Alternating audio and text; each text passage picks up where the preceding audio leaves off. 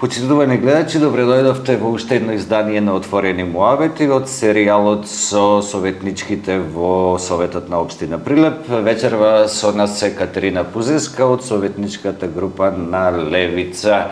Катерина, здраво и ти благодарам што ја прифати поканата да разговараме и со тебе веќе во оваа трета епизода од овој серијал на теми општина, како општината го започна овој мандат, малку да ги разглобиме и нормално да го искористиме овој период на 16 дена активизам против родово базираното насилство како повод за овие интервјуи, затоа ги правиме со женски пратенички, па ајде за почеток, фала што дојде. Ви благодарам на поканата. Да почнеме веднаш со и се надевам нема многу време да губиме, и со Миријана и со Драгица разговаравме бајаги за Советот, мада вие како советничка група можеби сте и најактивна и најмногу имате забелешки на работата на овој состав. Па иде за почеток, кој е твојот впечаток, како започна овој совет да работи? Овој совет, за жал, започна да работи исто како што заврши и претходниот состав на совет, со непочитување на закони и нетранспарентност. Иако до сега сме имале само 3 седници, можеме да заклучиме дека не помина седница на која што имавме точки на дневен ред кои се противзаконски и за кои беа донесени нетранспарентно. Уште на првата, на конститутивната седница, нас како советници ни беа дадени материјали во кои самата изјава, односно заклетва што треба ние советниците да ја кажеме, стоеше предавката Северна. Чекај сега, во уставот ова држава се ние не ја спомнуваме, ние и кога пишуваме статии не пишуваме Северна, но сепак формално правните работи треба да се течат како што треба. По устав ова држава е Северна Македонија. Меѓутоа, со самото конституирање на Советот, ние како советници треба да го почитуваме Законот за локална самоуправа, статутот и деловникот на општината, а членот 38, кој што е и самата заклетва, односно изјавата која што ние ја даваме, се уште нема таква измена. Во самиот член стои дека ние како советници ќе го почитуваме уставниот поредок на Република Македонија. Така, во случајов иди почитување на закон, законов очигледно не е усогласен со уставот. Точно. Нема претрпено измени Законот за локална самоуправа и сметам дека кога се препишува некој член, не може да се импровизира. Треба да се препише точно како што стои во Законот за локална самоуправа. Веќе ако ја спомна првата седница, да преминеме веднаш на втората. На втората беше за избор на комисии. Да. Тука имаше сериозна бурна реакција од вашата советничка група и оставки од сите комисии. Сега Левица нема представник во ниедна комисија. Зошто? Моментално немаме представник на ниту една комисија. Се уште не ни се прифатени оставките, затоа што треба да биде во службен весник нели објавено одлуката.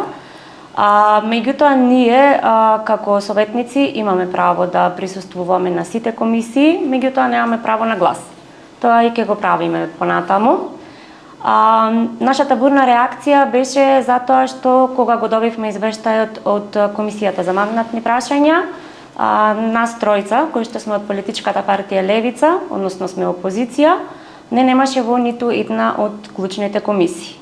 Не немаше во Комисијата за финансирање и буџет, онаму каде што се носат клучни одлуки, онаму каде што се планира секој денар на граѓаните. Потоа не немаше во Комисијата за урбанизам и комунални дејности, онаму каде што треба да се грижиме за хигиената во градот, и не нема во Комисија за општествени дејности, онаму каде што можам да кажам во кратки црти се планира иднината на градот. Одговорот на мнозинството беше дека имате според колку советници имате, во толку комисии сте распоредени, така да дали тоа е добар одговор или нешто се избегнува и тука некоја процедура? Се избегнува затоа што вкупно се 11 комисии, а ние според статутот, доколку би се распределиле пропорционално и би биле застапени, значи од вкупниот број членови на комисии, би требало да членуваме во 8 комисии. Меѓутоа, тука се и оние препораки на ЗЕЛС, на заедницата на единици на локална самоуправа, каде што препорачува опозицијата да биде застапена во клучните комисии, поради транспарентност, да има демократско функционирање и нормално да се спречат злоупотреби. Дали тоа значи опозицијата како сите опозициони партии или секоја опозициона партија треба да има представник во клучните? Опозицијата е наведено, меѓутоа како опозиција би рекла дека не е пропорционално распоредено во оние клучни комисии. Во сите три комисии, во тие три комисии кои се клучни, ние немаме ниту еден член и нашата реакција беше затоа што комисиите не се формирани од стручни лица. Можам да потенцирам, например, во комисијата за урбанизам имате председател кој што е професор по музичко образование. Нашиот советник Жарко е адвокат по професија, меѓутоа тој не е во статутарна комисија. Значи, би требало комисиите да се составени од луѓе кои што ги разбираат работите, за да можат да ги разгледуваат сите предлози подетално, за да ви ги предложат. Комисиите се тела кои се од помош на советот, меѓутоа тие се клучни во на формирање како понатаму некои предлог точки би функционирале за добро на градот. Така, тоа е втората, ајде сега на брзина да одиме на третата седница. Третата седница беше ребаланс на буџет, и тука бурна реакција на левица, особено воопшто зошто е дојдена таа точка на дневен ред, затоа што едноставно е противзаконски. Сега, ајде кажи ми подетално зашо станува збор, зошто таква реакција, што е незаконското во тој ребаланс на буџет и на крајот на краиштата кои беа одговорите од луѓето кои што го изгласаа? Законот за финансирање и буџет на единиците на локалната самоуправа, според него, доколку во една тековна година расходите и приходите не се остваруваат онака како што било планирано во буџетот, градоначалникот му предлага на советот да се направи прераспределба, односно измена на буџетот, односно ребалансот. Оваа година, како што најавив на почеток, почнавме од првата седница, продолжуваме и на трета седница, противзаконски, затоа што според статутот наведено е дека за буџет, а за ребаланс на буџет важат истите правила, не може да се разгледува ребаланс на буџет пред рок од 20 дена од доставување на материјалите до членовите на Совет на Општина Прилеп. За овој ребаланс нас не беа доставени само 7 дена пред да биде седницата на Совет и затоа беше и нашата бурна реакција, затоа што одиме против законски. Одговорот е дека едноставно немало можност да бидат доставени 21 дни и тоа е факт, затоа што немаше ни Совет поради период на избори. Се потенцираше дека едноставно тој ребаланс бил нужен. Беше од разбирливи причини. Затоа што со овој ребаланс беа намалени приходите на Општина Прилеп, односно беа намалени за 216 милиони денари. Тие 216 милиони денари беа планирани за остварување и реализација на развојните програми. Меѓутоа, би рекла поради неспособноста на минатата власт, тие не успеале да ги реализираат, па затоа и со овој буџет мораше тие приходи да се скратат, со цел да се покажи реализација на остварени приходи. Тоа би се, од една страна да, се кратат приходи, за да се покаже реализација, затоа што заклучно со третиот квартал, односно до 39-ти, од самофинансирачки приходи, општината има остварено околу 84%.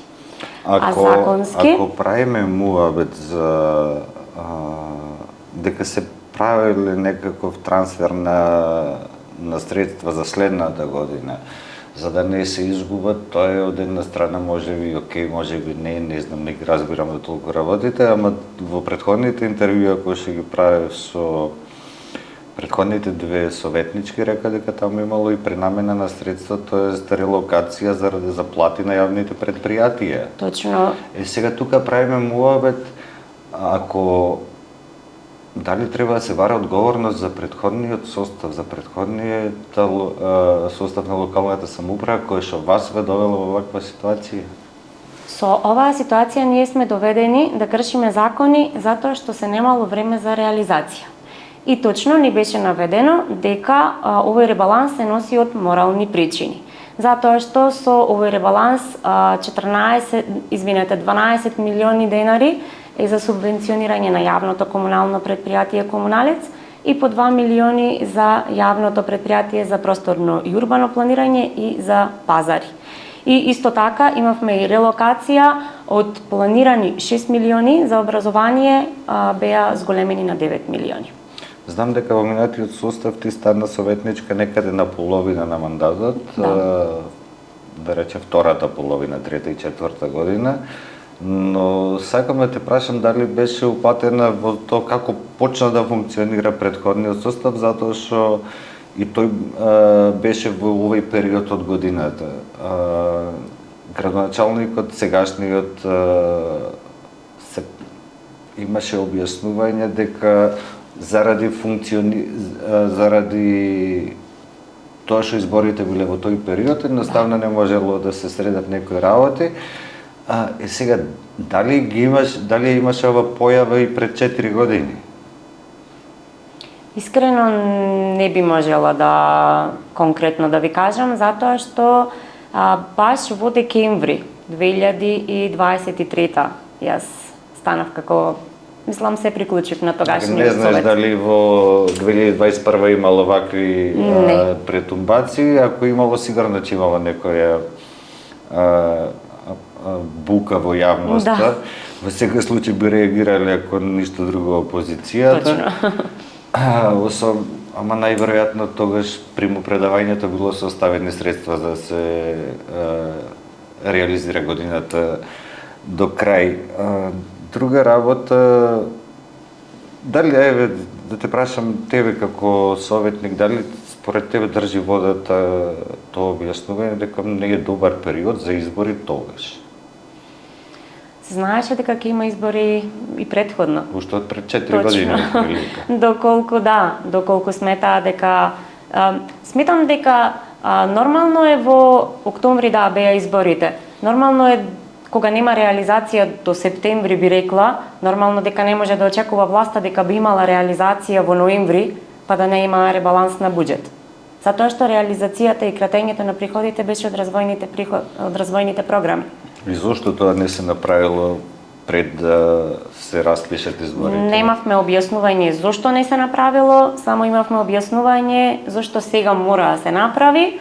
Дури и од одговорните од секторот за финансии не беше потенцирано дека тие разговарале со Министерството за финансии и добиле пас дека доколку нешто мора да се направи, мора и треба да се направи. Сега како советничка од Левица, кој што обвинувате за и со цитирање на членови од закон заради кршење и на одредени членови, законски акти и така натаму, дали ќе поттегнете иницијативи за одговорност за луѓето кои што донесоа општина Прилеп и овој совет во оваа ситуација? Па веќе сме во консултација, да кажам, како граѓани слушаме обвинување, одговорници.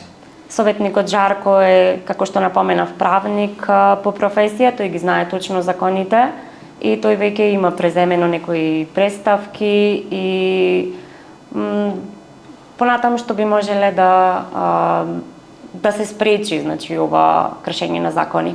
Добро, да почнеме да функционираме. Понатаму ќе се спречат работата и да се бара одговорност за тие затоа што ако нема одговорност ќе се повторуваат работи. Ако денеска помини нешто без одговорност, утре ќе се повтори. Кај нас барем по овие 34 години е 100%. Како што напоменав, да, како што заврши минатиот состав на Совет, така продолживме и со новиот. Затоа за да се променат некои работи треба одговорност и овој народ веќе дефинитивно заслужува да види одговорност од функционери. Ајде сега да одиме на следната тема, а тоа е, си ја нарекувам, отчетност и транспарентност на општината. Во 2021 година за прв пат се случува носење одлука за седниците на Советот на општина Прилеп се пренесуваат во живо на YouTube канал. Општина Прилеп купува опрема која што се користи за таа цел. Снимениот материјал останува и на YouTube каналот кој како сака во секој време може да го гледа. Муабетов ми е, ние како портал сме заинтересирани за работата на општината и решивме овој состав да го следиме малку по одблиску, да видим, да пренесуваме до граѓаните што се случува таму. Едноставно сакавме со наша камера да снимаме делови од седниците кои што ќе ги користиме понатаму за прилози, за сега и помодерно и за шортови на социјалните мрежи кои што ќе носат до целосната седница на YouTube каналот на општината, за да правиме некоја култура на граѓаните да се ги следат седниците и да гледат како советниците се борат за нивните права. Но наидовме на отпор и не дозволување тоа да го правиме. Сега како медиум се прашуваме, вас како советничка ќе ве прашам, зошто е тоа така? Затоа што кога нешто е јавно, нема смеш, не смеш. Според одлуката, снимањето и пренесувањето во живо стои дека исклучиво ќе го врши локалната самоуправа. Доколку би толкувале правно, зборот исклучиво, би толкувале дека само локалната самоуправа има право да го врши пренесот, додека медиуми, портали, ние како советници, па и граѓаните не би можеле да снимаат на седници. Меѓутоа, тука би рекла дека имаме проблем, затоа што таа одлука се коси со другите закони. Можеме ова да го толкуваме како ограничување на јавноста на седниците, бидејќи по природа седниците се од јавен карактер. Освен нормално кога има седници кога би се исклучила јавноста. Еве извини, во разговорот со советничката на Знам Мирјана ми посочи дека во општина Карпош, например, дори има и забрана изгласана за друг да снима. Кај нас, например, експлицитно забрана нема изгласана, само на одлука која што вели исклучиво општина Прилеп. Да. И баш дебатиравме околу таа приказка дека таа забрана е тотално незаконска. Некој има сила да го направи во момент. Точно таа забрана е над многу закони, би рекла. Затоа што ако тргнеме од законот за локална самоуправа, таму стои дека седниците на Советот се јавни, освен Советот која ќе одлучи поединечна точка да биде затворена на јавност. И тоа со дветретинско гласање. Меѓутоа, според тој закон, јавноста е основно право, додека затворањето и исклучувањето на јавност од седниците е исклучок.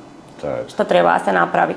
Потоа имаме деловник на Совет, каде што вика дека седниците се јавни и на нив може да присуствуваат медиуми и граѓани. Точно, како председателот на Совет има право да постави ред, меѓутоа нема право апсолутно да забрани снимање според деловникот. Исто имаме закон за медиуми, по кој вие нормално си почитувате.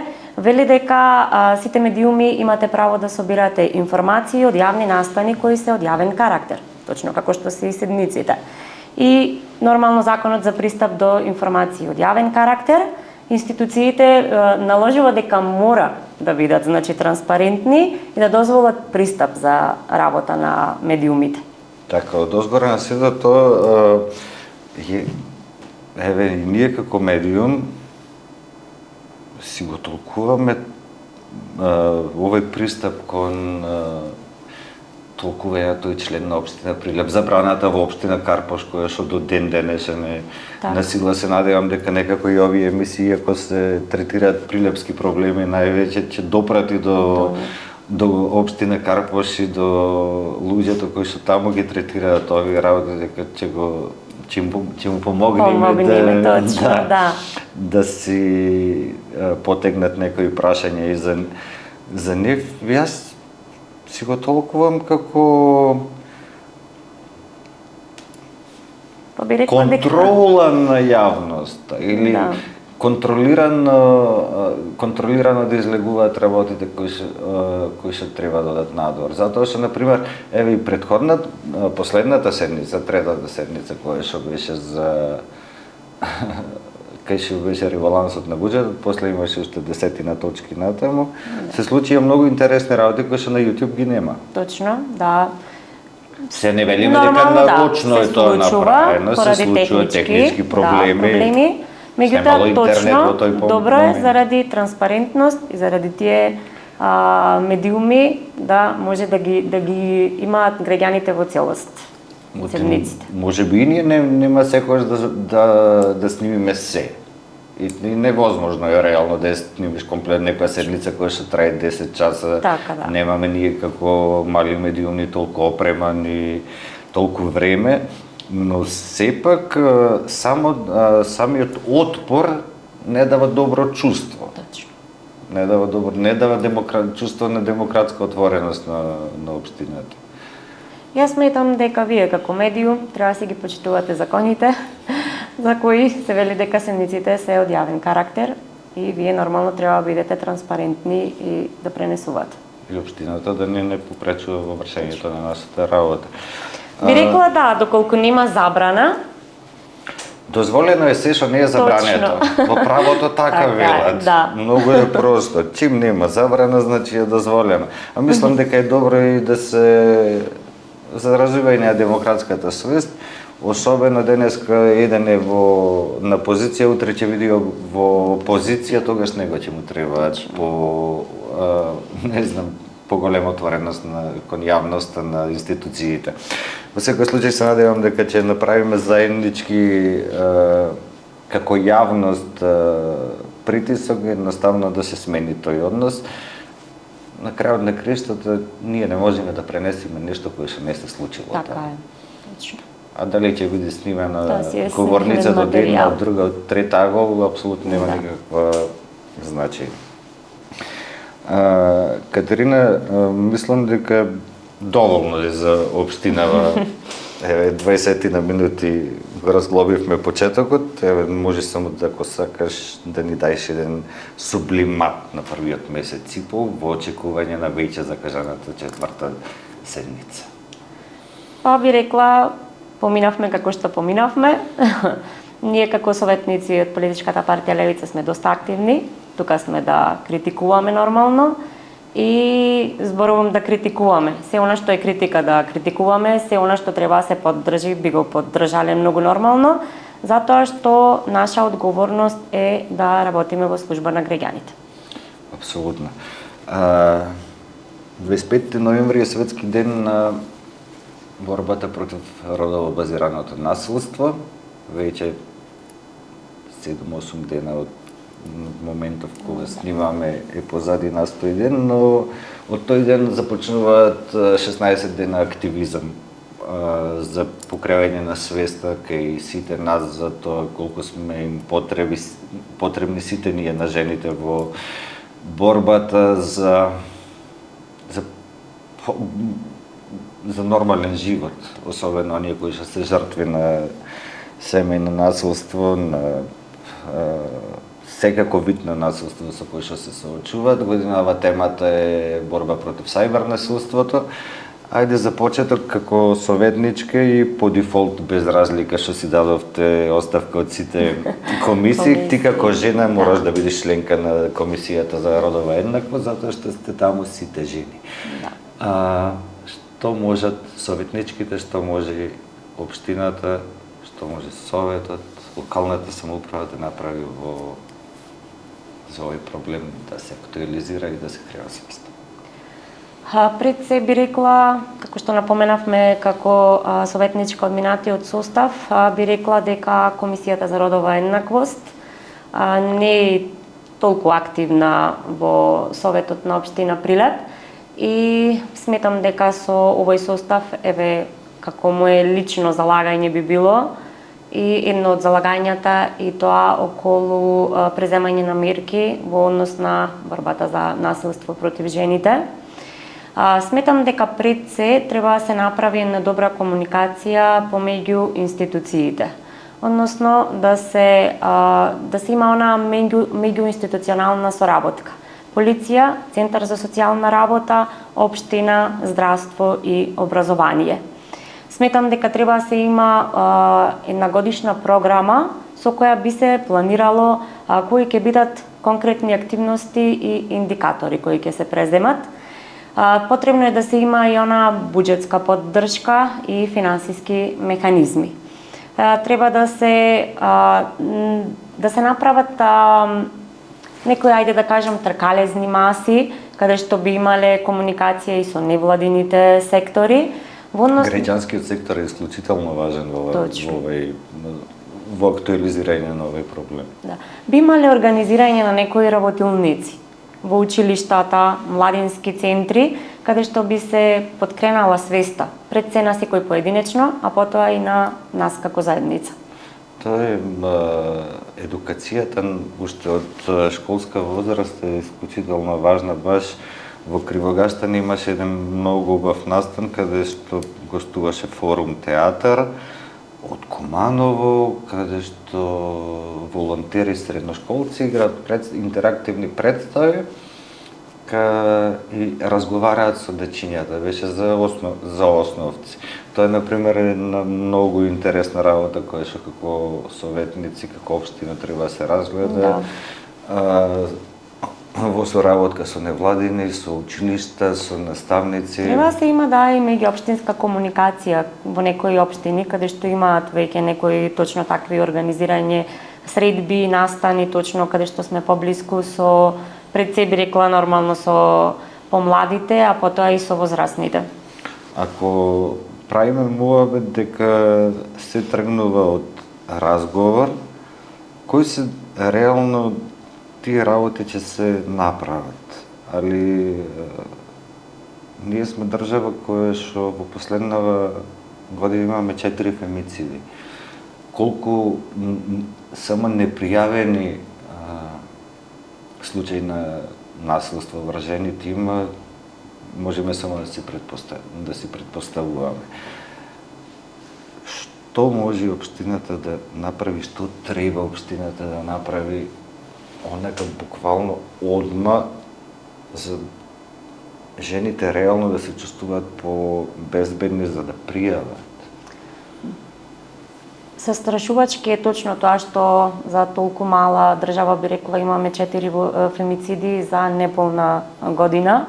Меѓутоа, позастрашувачки е фактот што според извештаите жртвите претходно неколку пати го пријавувале случајот, меѓутоа не биле заштитени на никаков начин. Сметам дека полицијата, како и Центарот за социјални работи, треба да реагира побрзо и навремено, со што жртвата уште од првиот пат кога, да кажам, е жртва на тоа насилство, би била заштитена. Сметам дека треба да постојат и оние 24/7 заштитни центри. Дали општината има надлежност да отвора такви центри или треба само да се алармира за надлежните министерства да превземат? Општината сметам дека би имала како ингеренции со тоа што би одделила средства нормално од буџетот за формирање на тие центри. Сметам дека би требало на почеток и да имаме доста волонтери од страна на адвокати, од страна на психолози кои би биле поддршка за жртвата. Затоа што треба да бидеме свесни дека има многу жртви, точно некои зборуваат гласно, меѓутоа некои се уште се плашат.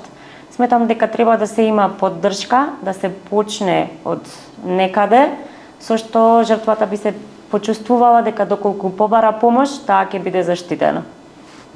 Дали општина Прилеп има доволно голем буџет за да си дозволи да отвора такви центри? Оти тој центар сам по себе не е само зграда која што би се адаптирала или место каде би се засолнувале жртвите, тук станува збор за одржување, персонал. Ако земеме во предвид дека општината одделува 24 милиони денари за привремени вработувања, не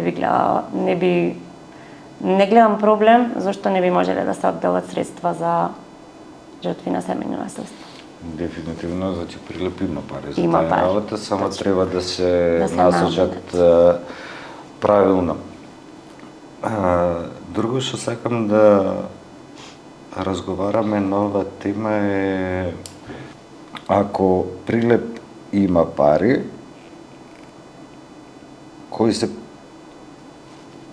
првите чекори, иницијативи од комисијата, од советнички, што треба да се прави, консултација со стручни лица, како ајде да направиме една конструкција како би го почнале тоа. Најпрво би започнало од нас, како членови на совет, со поднесување на иницијатива.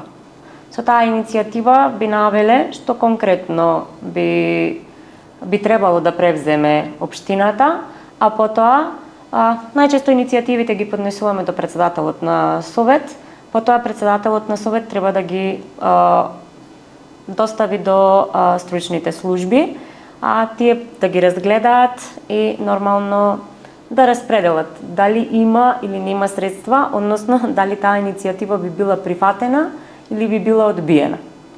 Меѓутоа, сметам дека ние како советници точно треба да имаме доста заложба за ова, треба да имаме доста конструктивни забелешки, што би можело да се направи и што не би можело. Не зборувам да се поднесе иницијатива која е невозможна за да се исполни. Тоа е најстрешно. Да. Тоа е најстрешно да се поднесе нешто колку да се поднесе, знаејќи дека нема да помини. Дефинитивно ова е една од најстрашните работи кои што ги имаме како појава во општеството. Сакам да го завршиме со најранливата категорија на жени, тоест на девојчињата, и особено е поврзана со годинашната тема на светската кампања, тоа е сајбербулингот, а тие се најзасегнати со тоа, затоа што ние возрастните можеме да користиме технологија колку сакаме, како сакаме, одговараме сами за себе. Но ние свесно или несвесно, давајќи им ги паметните уроди од најмала возраст во раце, закачувајќи ги на социјалните мрежи од некои си 3-4, трето-четврто одделение, правиме од нив потенцијални жртви на сајбер насилство. Кој е твоето гледање на оваа ситуација? Точно така, сајбер насилството е сериозен проблем кој почнува многу порано од колку што ние мислиме и најчесто го гледаме кај младите. Често слушаме, еве и јас како родител, често забрануваме телефони, ограничуваме социјални мрежи и се обидуваме да ги заштитиме децата. Меѓутоа, од друга страна, тука имаме една парадоксална ситуација, каде што самите училишта им сугерираат или бараат од нашите деца да си креираат Facebook профил, да се направат тие Facebook па и Viber групи. Виберот не е социјална мрежа, е некоја си алатка за комуникација треба да имаш телефонски број за да бидеш поврзан, но Facebook група на основец. Затоа велам колку и да се трудат родителите да ги заштитат своите деца, системот ги турка обратно. Односно се отвора едноставно врата за да почне тоа сајбер насилство и сметам дека тие Facebook групи не се користат наменски. Затоа што во тие Facebook групи, јас како родител нормално ги контролирам своите деца, често можам да прочитам дека во тие Facebook групи има одредени навреди, па се формираат помали групи каде што се разговара против некој друг, да кажам, соученик. Група веднаш има подгрупа. Па се оговара, точно. Некогаш имаат притисок да се објавуваат некои содржини, се постираат, се разменуваат слики. Многу основните училишта се под ингеренција на општината. Мора да се покрене едноставно иницијатива. Прво, нема што да прават наставниците групи со деца. Да. За да им праќаат, знам, јас сум родител, знам дека тие групи се прават за да им праќаат дополнителни домашни задачи, се праќаат домашни задачи во 10, во 11 на вечер, кој што е надвор од секој здрав разум и не мислам дека воопшто е тешка ова квалификација. Секој наставник кој што се дозволува да го прави тоа воопшто не размислува. Ти на едно 6 одделение дете, кој тие се 10, 11, 12 годишни деца, да им пушташ пораки или да му бипни телефонот. Пак одам далеко, значи воопшто самото формирање на група не е во ред. Точно. Значи мора да се потегне едноставно наставниците од кога ќе заврши часот, од кога ќе напуштат децата училиштето, наставниците нема што да контактираат со децата. Ако има некаков проблем, има тука родители. Точно. Па и ние сме биле ученици. Сме се училишните обврски сме ги завршувале на училиште. За дома ни била само домашната работа, која нормално ни била кажана на училиште. Нема потреба дополнително после часови да се кажува што се има обврска за наредниот ден. Гледам дека по светот веќе баш за Австралија вчера читав некоја вест дека таму комплетно се забрануваат социјални мрежа за младинци до 16 години. Иако Фејсбук има до 14 некоја граница, Австралија носи закон за забранување на социјални мрежи до 16 години. Може би не можеме од тука да инициираме закон кој што би поминал и држава не би се занимавала. Тука ќе се занимаваат сериозни држави кои што немаат елементарни проблеми како нас, но може да се донесат уредби на ниво на општина кои што на наставниците ќе се стави до знаење дека на училиште треба да се завршат работата. Би рекла дека проблемот не е до технологијата, туку е во отсуството на правила и надзор. Сметам дека кога би се креирале тие групи, треба да не смеат да функционираат без одговорно лице, без надзор. Треба да има обука на наставниците. Не е доволно да се каже само не користете телефон, а потоа да бараат од учениците комуникација преку Facebook. Знаете, нели на училиште забранети им се телефоните? Апсолутно дека им се забранети на телефоните во училиште и треба да им бидат забранети. Да. Во основно воопшто не се вони, во средно не им ги земат комплетно на едно место, али треба да бидат исклучени. Исклучени, да. Ја мислам дека не треба да се бара воопшто начин како би се користеле тие групи, едноставно треба да се забранат тие групи. Има алтернативни групи, мислам алтернативни платформи кои што се безбедни и за образовни апликации. Образовните апликации се образовни апликации, јас сепак ќе си останам на ставот дека после часовите наставниците нема што да бараат да комуницираат со децата, освен доколку има проблем, а тогаш се комуницира со родител. Катерина, фала ти за муабетов, едно добре, скоро 40 на минути.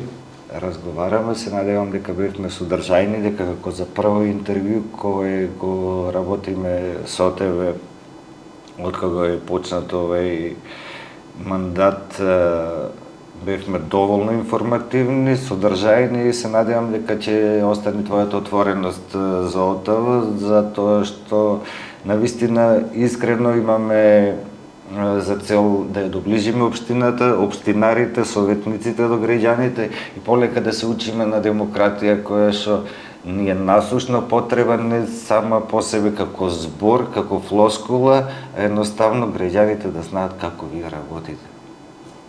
Ви благодарам уште еднаш за поканата. Точно ова ми е прво интервју и добро поминавме со разговори.